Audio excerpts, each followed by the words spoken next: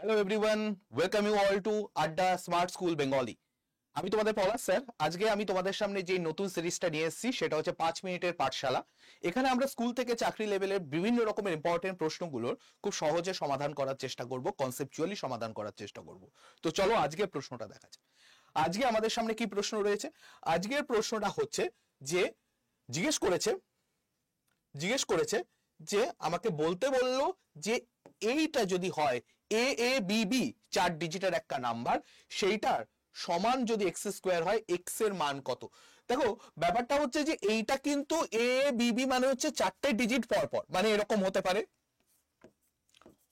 1 1 2 2 4 4 6 6, এরকম কিছু একটা হবে আর কি। কিন্তু কি হবে আমি জানি না, কোনটা হবে আমি জানি না, বা এরকম অনেক কিছু হতে পারে।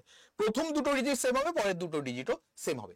এবার একটা ব্যাপার এখানে বোঝার চেষ্টা করো, যেটা আমাদের সহজে বুঝতে গেলে যেটা করতে হবে সেটা হচ্ছে যে আগে এই ফরম্যাটটা বুঝতে হবে। আমি টেকনিক্যাল ফরম্যাটটা বলছি, মানে আমি এখানে দেখছি যে X square is equal to A B B আছে।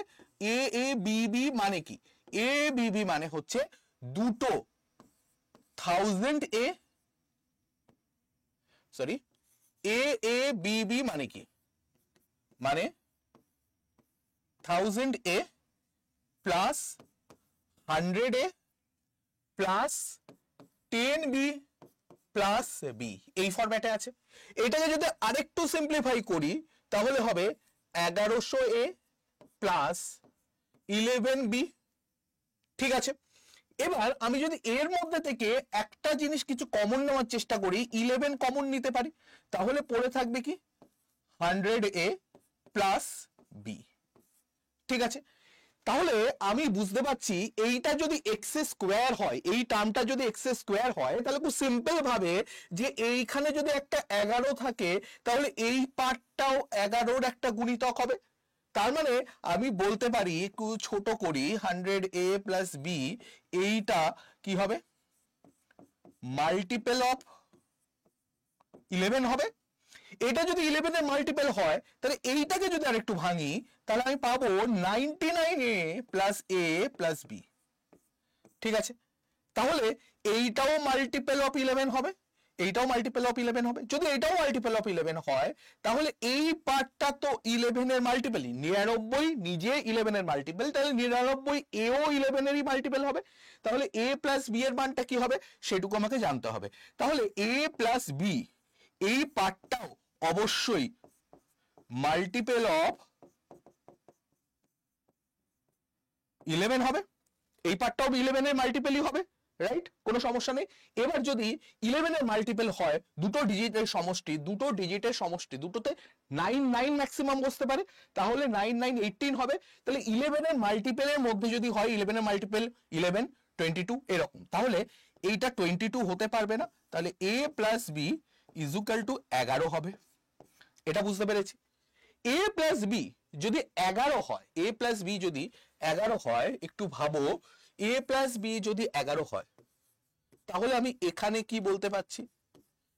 এর মধ্যে আমি আর যে বাকি পার্টটা দেখছি, তাহলে আমি এখানে এইরকম লিখতে পারি যে আমার কাছে ছিল কি 11 ইন্টু 99 এ প্লাস এ প্লাস বি। তার মানে আমি বলতে পারি 11 ইন্টু, এখান থেকে যদি 99 এ প্লাস 11 লিখি তাহলে এখান থেকে আরেকটা 11 কমন চলে যাবে, 11 ইন্টু 11, তাহলে এখানে কি পড়ে থাকলো 9a plus 1।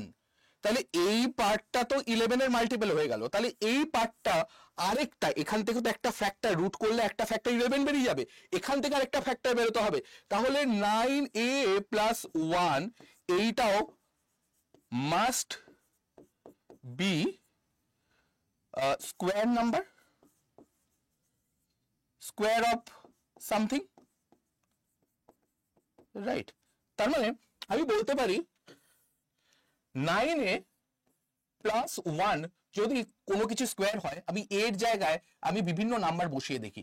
9 into 0 plus 1 1, 9 into 1 plus 1 9 একে 9 আর একে 10, 9 into 2 18 plus 1 19, 9 into 3 27 plus 1 28, 9 into 4 36 plus 1 37, 9 into 5 45 plus 1 46, 9 into 6 54 plus 1 55, 9 into 7 63 plus 1 64, 9 into 8 72 plus 1 73, 9 into 10 9 plus 1 82।